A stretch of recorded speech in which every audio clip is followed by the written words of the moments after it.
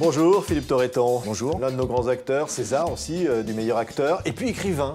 Voici Cher François, lettre ouverte à toi. Vous adressez directement à François Hollande. On va en parler dans quelques instants. Il y a évidemment ces images qui ont marqué la semaine, ce crash. Et puis surtout les images de la rencontre donc, de François Hollande avec Angela Merkel.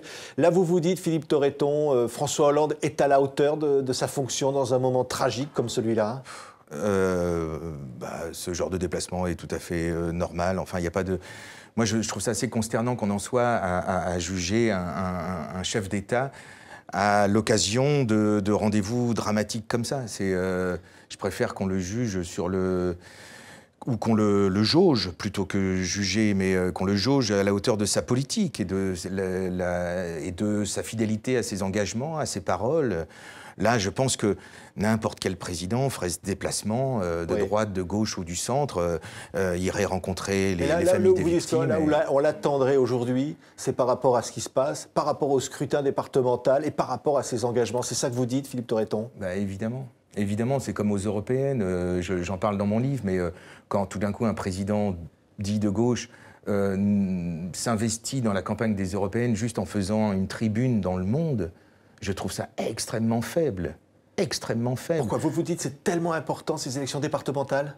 Mais toutes les élections sont fondamentales, Et je pense que justement, à une époque où le taux d'abstention est si élevé, qui traduit forcément un mécontentement, un ras-le-bol, une indifférence. Il en porte une responsabilité, François Hollande, de cette situation. Mais tous les hommes politiques portent des responsabilités vis-à-vis de ça, tous autant qu'ils sont.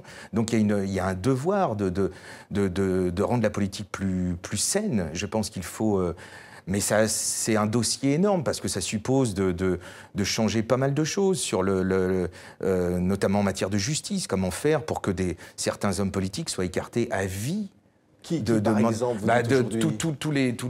tous ces hommes politiques qui se retrouvent mêlés à une affaire, quand elle est jugée, quand les peines sont prononcées, normalement, on ne devrait plus pouvoir prendre un scrutin. Et je vois que Carignon a continué après sa période de purgatoire. Et normalement, quand on a trahi comme ça la confiance des électeurs, on ne devrait plus pouvoir retourner en politique. C'est trop sérieux, c'est trop fondamental. C'est pas un métier comme un autre. Vous pensez que Marine Le Pen, le Front National, est légitime à se présenter, un parti républicain? On voit le deuxième parti de France dans ces élections. Je pense que moi ça me pose problème. Alors ils le mettent un peu en mineur, mais leur idée de préférence nationale, normalement, c'est pas constitutionnel. Donc moi, je fais plutôt partie de ceux où on aurait plutôt intérêt à éplucher son programme et voir si effectivement... Mais c'est pas la solution non plus, parce qu'elle porte en elle, finalement, elle a réussi, même si ça me navre, mais elle a réussi à capter une colère d'un peuple qui souffre. Alors, pour certains, c'est un bon prétexte. Il y a énormément de gens qui sont contre des étrangers qu'ils ne côtoient jamais, notamment dans les campagnes françaises. Moi, je l'ai vu, j'ai habité 3 ans et demi dans la Sarthe. Dans le petit village où j'habitais, il n'y a pas une famille étrangère. C'est quoi, le Front National du populisme, c'est le triomphe de la démagogie. C'est ça. Et puis on promet tout à tout le monde. Leur programme politique, ça va de l'extrême droite à l'extrême gauche. Oui. Et en face, vous dites quoi? Il n'y a pas la réponse qu'il faudrait? Quand vous dites, mais il n'y a pas une réponse, il y a des réponses. Et parmi ces réponses, il y a être en phase avec ce qu'on dit. D'où ce livre. On ne peut pas prononcer certaines paroles et faire comme si on ne les avait pas prononcées après. Là, vous dites François Hollande, le discours du Bourget notamment. Par exemple. Mon ennemi, c'est la finance. Vous dites, il y a eu mensonge, il n'a pas tenu ses promesses. C'est ça que vous dites? C'est un exemple, mais il y a aussi, au cours de l'exercice, par exemple, M. Cazeneuve, après la déroute aux européennes, pourquoi le dire le lendemain de cette déroute, dit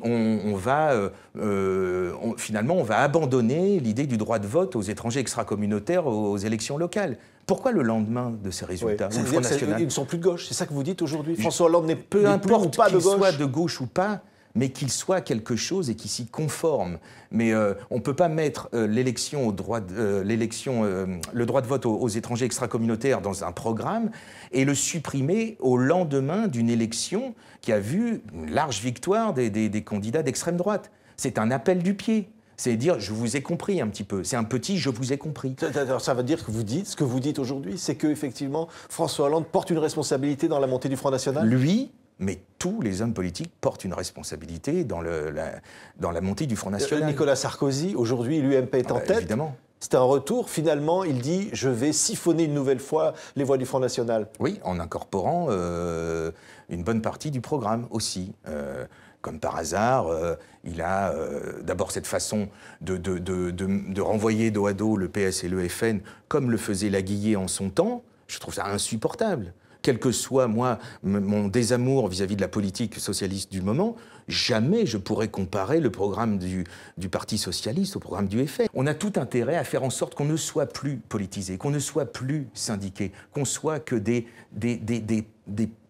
individus séparés des autres, séparés des groupes, en peine de travail, en manque de travail, et prêts à accepter tout. Oui. Tout. Y compris la fin du SMIC, la fin des cotisations retraite, tout. Mais ça regardez quoi, ça, les think tanks. Ça va donner quoi? Une révolte demain, vous dites, ça va, ce que vous appelez de vos voeux?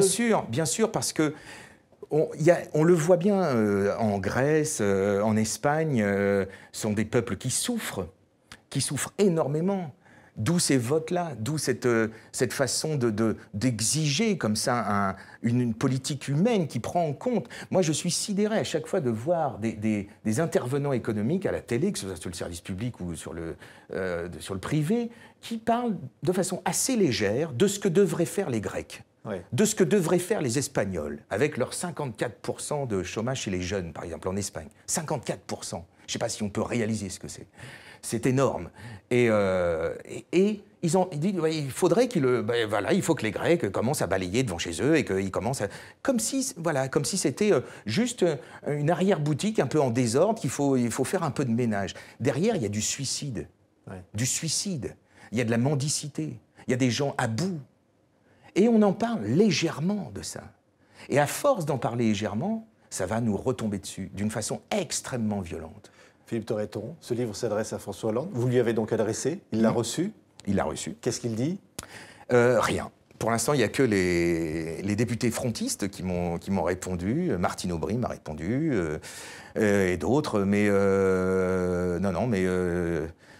mais ce livre va continuer son bonhomme de chemin. Je pense qu'il interpelle. Il interpelle. Et puis c'est bien que c'est fait pour ça. C'est fait pour dire, emparons-nous du débat. Ne nous laissons pas déposséder d'un débat. Et chacun peut agir. Merci beaucoup, Philippe Torreton. Cher François, lettre ouverte à toi, président, publiée chez Flammarion. On était ravis de vous avoir sur TV5 Monde. Et moi aussi.